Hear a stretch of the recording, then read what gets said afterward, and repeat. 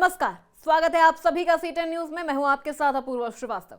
UP में आगामी विधानसभा चुनाव को बस कुछ ही समय और रह गया है और जैसे जैसे चुनाव नजदीक आ रहे हैं, प्रदेश की जनता का रुख भी साफ होता हुआ नजर आने लगा है।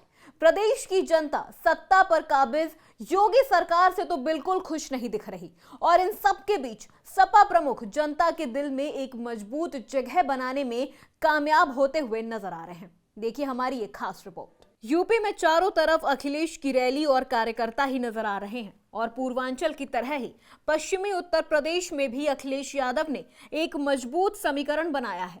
पश्चिमी यूपी में अखिलेश यादव और जयंत चौधरी की जोड़ी ने धूम मचाकर रख दी है।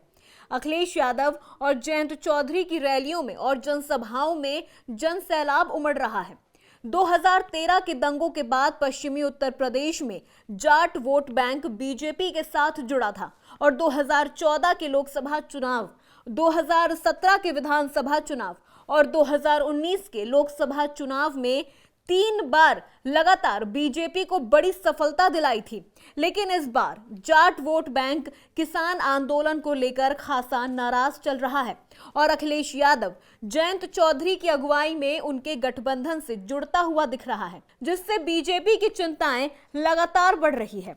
अखिलेश यादव और जयंत चौधरी का गठबंधन साफ तौर पर सफल होता दिख रहा है, तो वहीं बीजेपी के लिए ये गठबंधन चिंता का विषय बनता जा रहा है।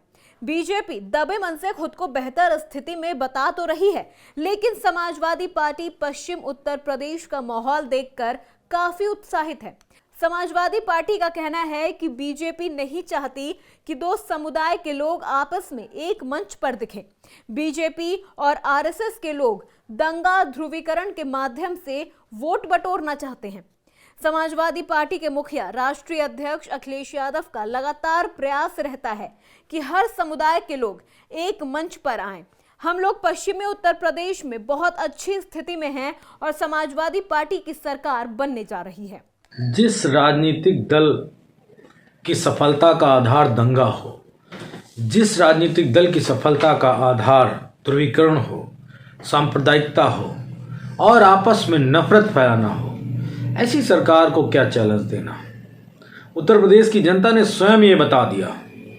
जहां किसानों के मंच से अल्लाहू अकबर और जय भोलेनाथ के नारे लगे, हर हर महादेव के नारे लगे, ये बात बीजेपी और आरएसएस के लिए बेचैनी का विषय है कि एक ही मंच पे दो समुदाय के लोग आपस में किस तरीके से एक दूसरे के धर्म का, उनके भगवान का सम्मान कर रहे हैं, उनकी जयकार कर रहे हैं। समाजवादी पार्टी 2022 के चुनाव को मुद्दों पे लड़ने जा रही है और एक महत्वपूर्ण बात, जब बीजेपी ने योगी को पीछे कर दिया है तो जनता योगी को कितना पीछे करेगी, ये आरएसएस और बीजेपी को मेरे ख्याल से सोच लेना चाहिए।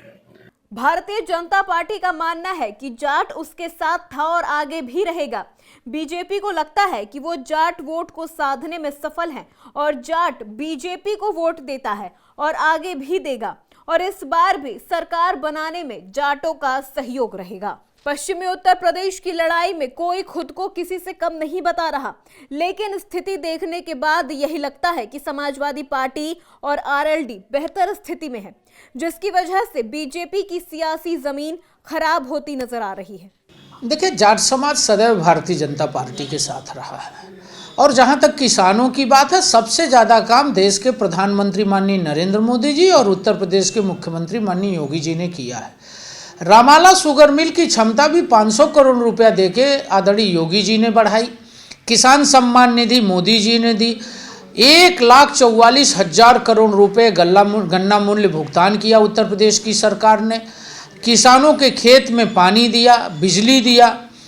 उत्तर प्रदेश के अंदर, पश्चिमी उत्तर प्रदेश में लॉ एंड ऑर्डर के नाते लोगों को खुशहाली मिली और मैं कह सकता हूं कि पूर्वी उत्तर प्रदेश और पश्चिमी उत्तर प्रदेश समेत पूरे उत्तर प्रदेश के विकास की इबारत जो लिखी है मोदी जी और योगी जी ने, वो उत्तर प्रदेश के अंदर भारतीय जनता पार्टी को 2022 में प्रचंड बहुमत दिलाएगी और सबका साथ, सबका विकास, सबका विश्वास के नारे के साथ हम आगे बढ़ेंगे और जनता का अपार जन समर्थन हमारी यात्राओं में मिल रहा है। खैर, अब आने वाले 2022 के चुनाव में ही पता चलेगा कि किसके साथ कौन गया और कौन किससे भारी रहा।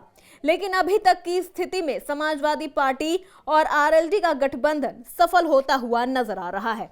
2013 में मुजफ्फरनगर दंगों के बाद जाट वोट बैंक कहीं न कहीं बीजेपी के साथ बड़ी संख्या में जुड़ा और 2014, 17 और 19 के चुनाव में बीजेपी को बड़ी सफलता भी दिलाई। लेकिन इस बार किसान आंदोलन के कारण जाट वोट बैंक बीजेपी से नाराज चल रहा है और सपा आरएलडी गठबंधन के साथ जाता दिख रहा है। जिस तरह से पश्चिमी उत्तर प्रदेश में अखिलेश यादव और जयंत चौधरी की रैलियां हो रही हैं, उसमें उमड़ता जनसैलाब बता रहा है कि इस बार बीजेपी के लिए पश्चिमी यूपी की राह आसान नहीं है। वहीं बीजेपी का मानना है कि जाट उसी के साथ था और उसी के साथ रहेगा, लेकिन जिस तरह से रैलियों में भीड़ उमड़ रही है, कहीं ना कहीं यह बीजेपी के लिए चिंता का विषय है। वीडियो जर्नलिस्ट सूर्या के साथ अभिषेक शर्मा, सीटन न्यूज, लखनऊ।